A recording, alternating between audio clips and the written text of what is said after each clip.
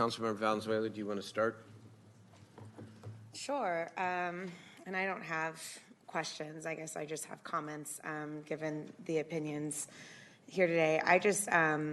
I want to echo Graciela by both thanking the department for the outreach. I think it was a stretch. I appreciate the stretch. I hope it becomes policy beyond just this because it is great to go into communities on weekends and evenings with partners, independent facilitation.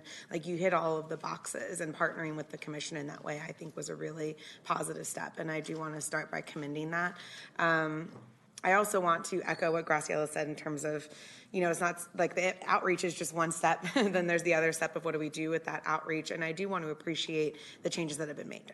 Those are not, I won't go through all of them, but I do appreciate the changes that I've seen here. And I will just say that I think there's probably some who think that I will never vote for this policy. And that's not true. I actually would love to get to yes on this policy sometime. I would love to be able to say, like, we've checked all the boxes. We have full transparency. We feel really good about that. And I don't feel that tonight, unfortunately. And some of it's stuff that will not be surprising to you, and some of this is stuff that has come up since our last conversation at Law and Ledge. I will just remind this council, in September 2022, we asked for a 90 to 120-day report back. We asked for them to talk to the commission about demographics and data reporting. We asked for discussion about future equipment needs, further criteria for the general orders on when equipment should not be used, and a lot of that didn't happen. And I know that there was conversations at some point that were communicated to me in Law and Ledge that folks were asked to wait. But I just want to say that I think that when we keep waiting, it starts to deteriorate hope that it'll happen. And so I appreciate the staffing concerns that have been raised. I really do. But to me, this information is incredibly important. It's incredibly important to know, not just by police districts, but by zip codes. I have 6 zip codes in my police district alone. And so knowing if it was 95819 versus 95818 gives me a completely different picture of where that happened, what might have happened, who was in that neighborhood, than just seeing Police District 3. For instance, I think that's really important. I also think it's really important that we move beyond the use of force instances. Again, I can note the recognition of the capacity and still say that I think when I look at 852 uses of military equipment and only 26 reported, I have a lot of questions about bigger trends and things that are happening in the community that I think that this report, when we really talk to the intent of the law, which the city attorney just mentioned, was determined to get to, was that transparency, that real full understanding of when and where equipment was used and against whom. I think the general orders, we also asked at the last meeting and when we approved the purchase of the Rook for the general orders to be updated. That has not happened yet. I know you're working on it, and I, again, acknowledge that while also saying I wish that had happened, because that was direction, and I feel like we keep giving direction that isn't quite done by the next time, and I hate saying next time because this was supposed to be next time. And I want to report and echo what the commission is asking for in terms of crowd control references and really clearly outlining the when it shall not be used. And I really want to hone in on what was said in terms of what is the sanction, because I think you all will agree that rules without enforcement really don't mean much.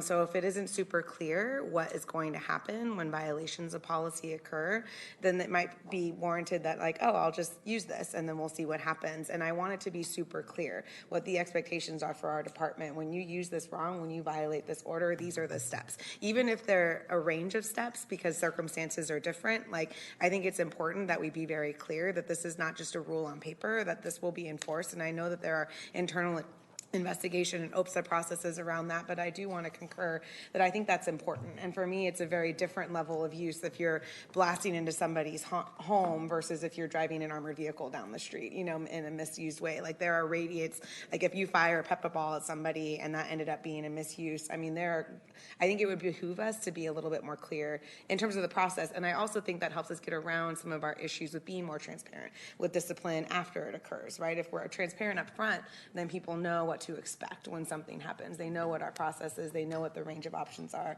that we're looking at, so that they can know what those boundaries look like and what they can expect, even if they don't hear that from us after the fact due to discipline and HR issues.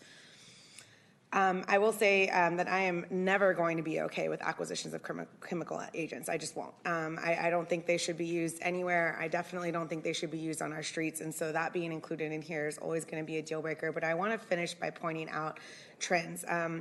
And Deputy Chief Leong and I went back and forth during Law and Ledge about trends of use, because these numbers look a lot higher. And part of that is because this report is 52 weeks versus the last report is 19 weeks. But if you look at that and divide by weeks, you're still seeing a trend increasing for several of these equipments. And the main ones being the UAS, the Unmanned Uncrewed Aerial Systems, the armored vehicles went up 12.3%, long-range acoustic devices went up 20%, the UAs went up 20.2%, and that really strikes at the heart of what I think folks are concerned about with this policy is like, if we start to see increased trends, what are we doing? What are the steps we're taking to say, look, is it like warranted case by case is one thing. The bigger policy question of whether or not we're going to that when we might have had other options first more frequently is the bigger question. Because I'm not alleging violations of policy, because obviously that's examined and you're saying that was appropriate, it wasn't appropriate. What I'm saying was you see a trend, a 20% increase, you think, why is that happening? What could we be doing? Are we going to that more frequently than we would have gone to if we did not have ready access to that? And that is sort of the hook of this policy and the concern I think a lot of people have in the community when we acquire this equipment. If you have now 3 armored vehicles when you used to only have 2, are you going to start using it more? You know, are you going to be more readily saying, and we talked about that when we acquired the Rook, right, Mayor? We said, you know, our concern is that now we're going to use it more frequently. And so how are we tracking that to ensure that that's not happening? Because what I'm already seeing is an uptick before the Rook even arises. And now that when the Rook comes, am I going to see a 30% increase again next year? And is that necessarily the direction that we want use of this equipment to be going in our city? And these are all important policy conversations. I know the department won't be surprised to hear me say, because I said it at Law and Ledge, I hate that we're doing this a week before the deadline. We can dispute the deadline, but I hate the fact that this is coming to us a week before the deadline. It's not giving us the time, or you the time, I think, to really delve in and look at general orders and make further changes, because that's it. The capacity is there. We're here on September 5th, and we just got to vote on it according to the city attorney. And so I just want to say that I'm not comfortable with this process. I'm not comfortable with the trends I'm seeing. I am adamantly opposed to chemical weapons being in our arsenal at all. I do not like the fact that we're requiring more. I wish we would start phasing those things out.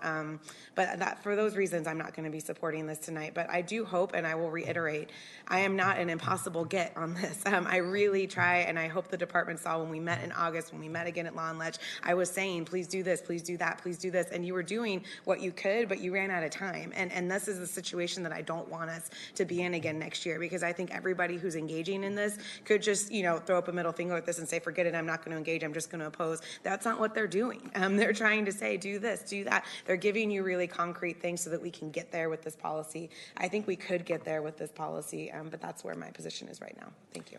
Thank you, Councilmember. Councilmember Maple and Vice Mayor.